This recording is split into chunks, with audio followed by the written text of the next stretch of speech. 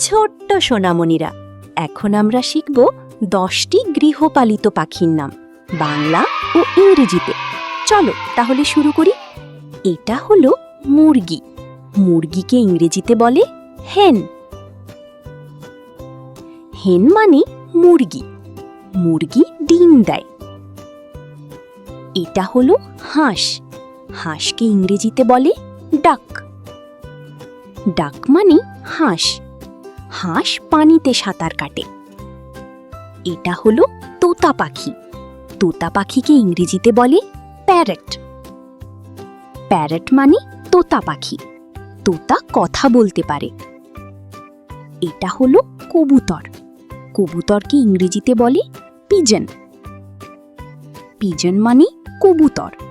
কবুতর আকাশে উড়ে। এটা হলো রাজহাঁস। রাজহাঁসকে ইংরেজিতে বলে সোয়ান। সোয়ান মানে রাজহাঁস। রাজহাঁস পানিতে ভাসে।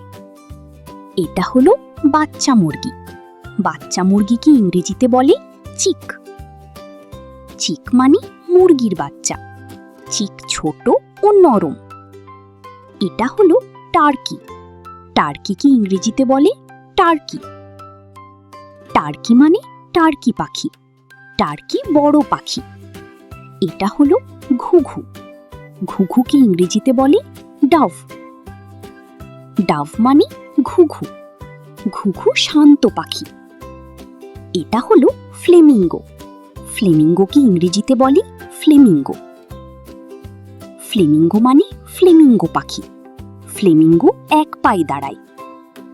এটা হলো ময়ূর। ময়ূরকে ইংরেজিতে বলে পিকক। পিকক মানে ময়ূর। ময়ূরের সুন্দর পালক আছে।